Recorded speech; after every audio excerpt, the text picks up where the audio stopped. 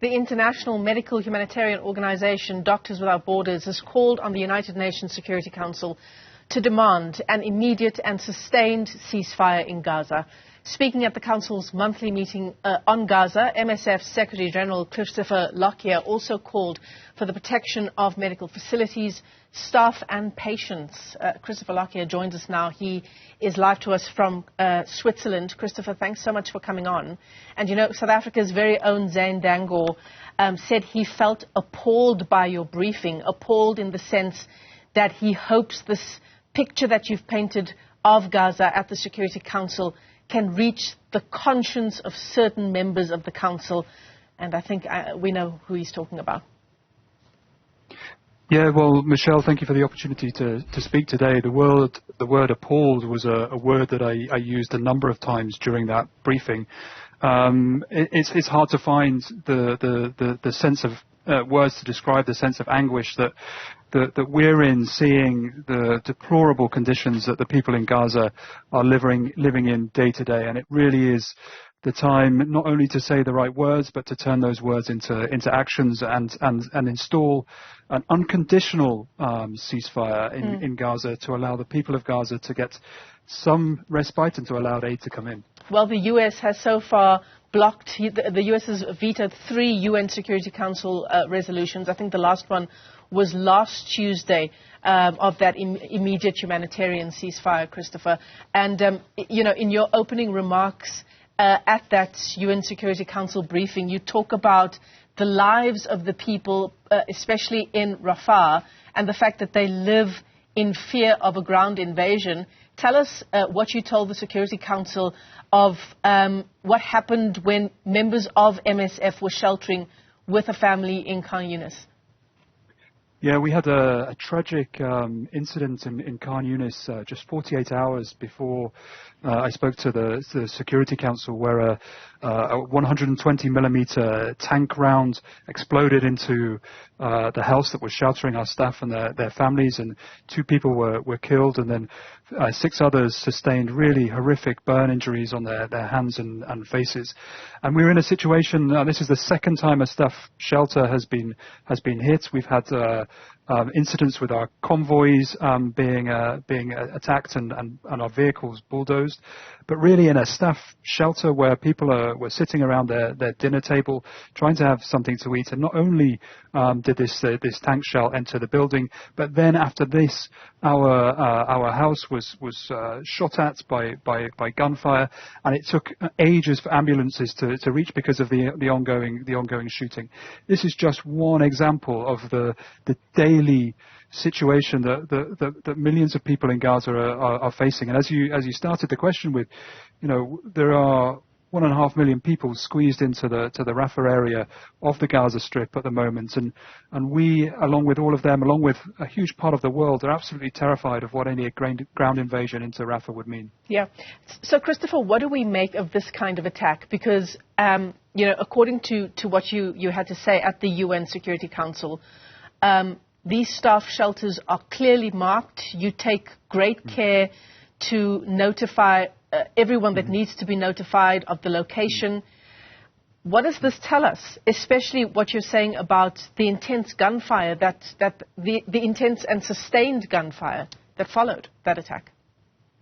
Well, as I said to the Security Council, at best this is reckless, at worst this is intentional. We have a series of critical incidents over the last few months in Gaza, which really indicate that things are horribly wrong when it comes to being able to coordinate in an active war zone like this. And may I just point out that Doctors Without Borders, Médecins Sans Frontières, we work in conflict zones. That's what we do on a day-to-day basis. But the nature, the brutality, the unrelentlessness and the scale of this conflict in Gaza is really, really unprecedented. And we want to find a way that aid can get into the people in the Gaza Strip to be able to give them a sense of normality. Doesn't cut it, but a sense of being able to find some help somewhere. Yeah.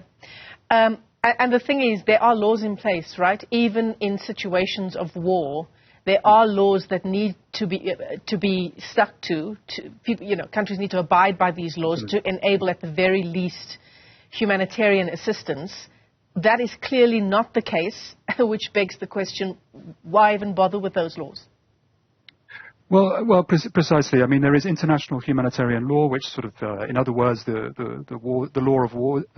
laws of war, and in particular, we look at this through the lens of medical facilities, being a medical organisation, and so hospitals, for example, are protected spaces within a theatre of combat, within a theatre of war.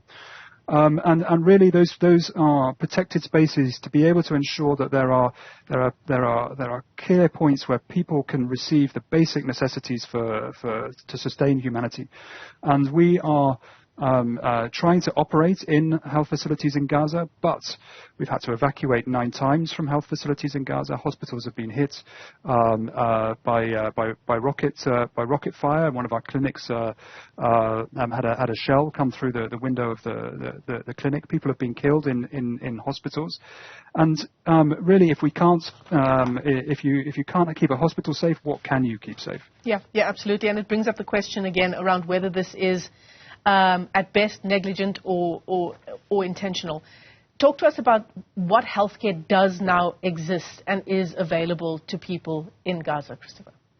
Well, it's very, very basic. I mean, there's not really a health system to talk of anymore. Our teams have been moving from hospital to hospital to try and create the space to be able to treat patients. Supplies are dwindling. We don't have enough medicines. We don't have enough surgical equipment. Pregnant women are only in very rare occasions able to deliver in a health facility, and when they do, they have to return often to their plastic tents within hours. Imagine having a cesarean section and then having to leave the hospital within hours to go back to a tent. It's really horrific. And surgeons having cases had to operate without anesthesia on kids, which is something which I just can't even imagine. I mean, I can't imagine it. I can't imagine it myself. And you know, it brings us to the latest acronym that's come out of this war on Gaza, WCNSF. Just another horror to come out of this war. Yeah, wounded child, no surviving family. I mean, when it gets to the point where you're seeing so many of these cases that you have to have an acronym to record what's happening efficiently, it's really pushing on our ability to hold on to humanity here. Yeah, you know, you were talking us through some of the injuries. You know, we talk about the number of people who have died, people who have been injured, but it's almost not enough to say that they've been injured, right? These are catastrophic injuries that need specialized care in most cases. Yeah. You talk about amputations happening without anesthetic, people who have had limbs crushed, people who have to undergo C-sections. It doesn't quite, to just say these number of people have been injured, it doesn't quite paint the picture of what life in Gaza is like. And I don't think I can say the word on television. Well, yeah. I mean, if you look at this through a medical perspective, a lot of the injuries that we're seeing are highly traumatic, complex fractures, amputations, multiple gunshot wounds or multiple shrapnel wounds, and these not only require high-level sophisticated care in the urgent phase, but they require long and sustained rehabilitation for days and weeks and months, and we're hardly able to do the basics.